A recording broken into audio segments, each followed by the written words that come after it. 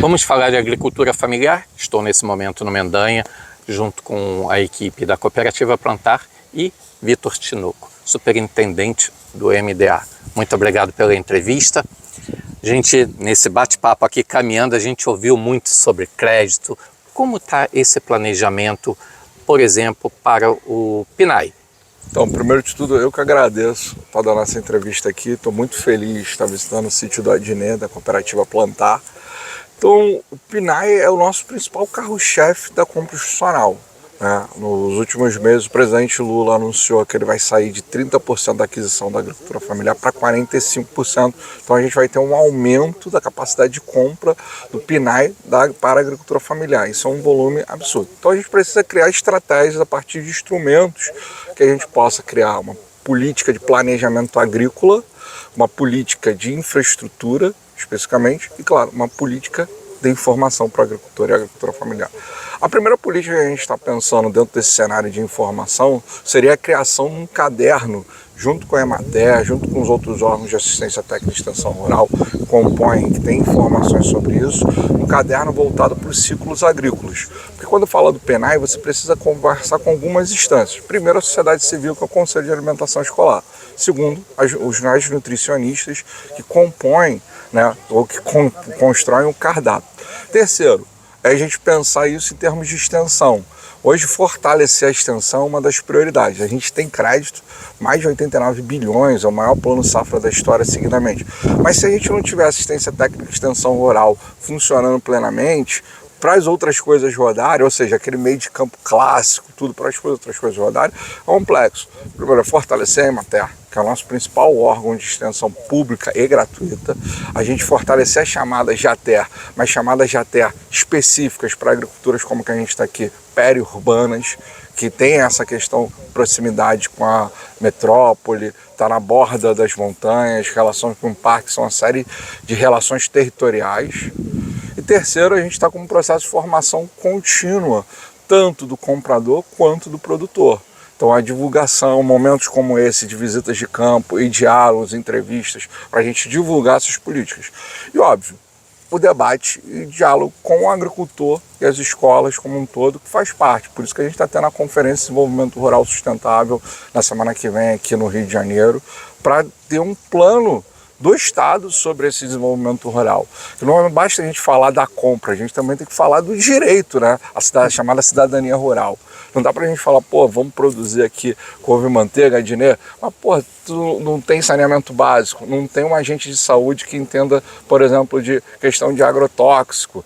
Então a gente entender as particularidades. Isso faz parte de uma série de estratégias, não é uma, duas, perfeito, mas é a construção com quem está na ponta, que é o agricultor familiar, a agricultura familiar, os assentados, os quilombolas, tantos outros.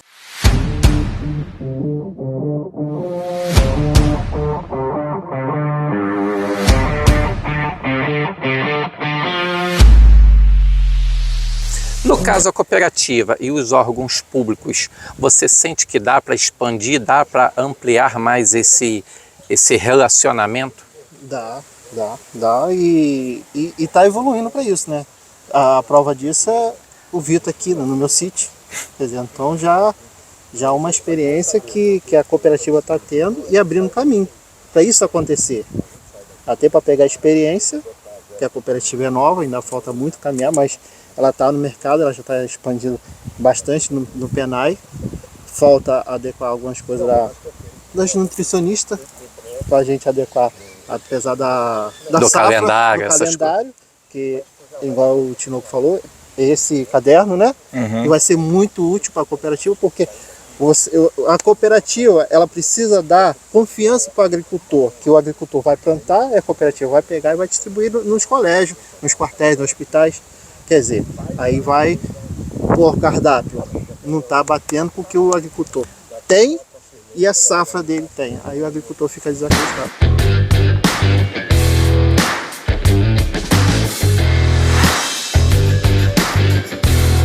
O que eu estou falando aqui que a linha de crédito é monstruosa, mas não foi plenamente utilizada por falta de assistência técnica.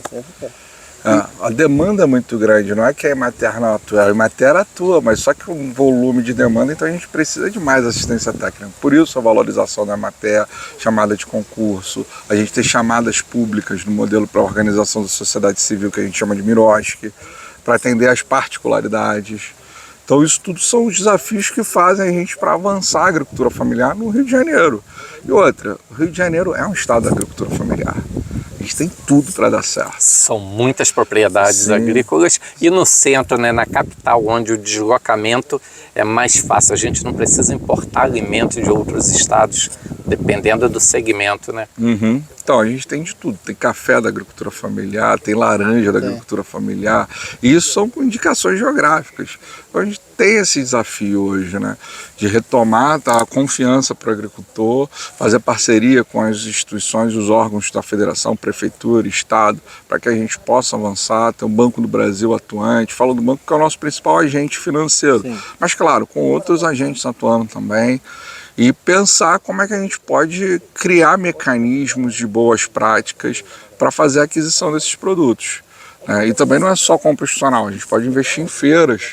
Sim. Como vocês participaram aquela lá na Cobal, isso foi um investimento em feira para exposição, mas não só exposição, mas também aquisição, criação de relacionamentos com o mercado consumidor.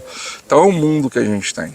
Não, e hoje, falando em abrir mercado, hoje nós estamos, assim, você falando em órgãos públicos aqui, até hoje aqui, vou ser bem sincero, a Emater esteve mais presente aqui, tudo começou com a Emater, e abriu várias portas. Hoje nós estamos dentro da Casa da Moeda, sim, fazendo uma feira.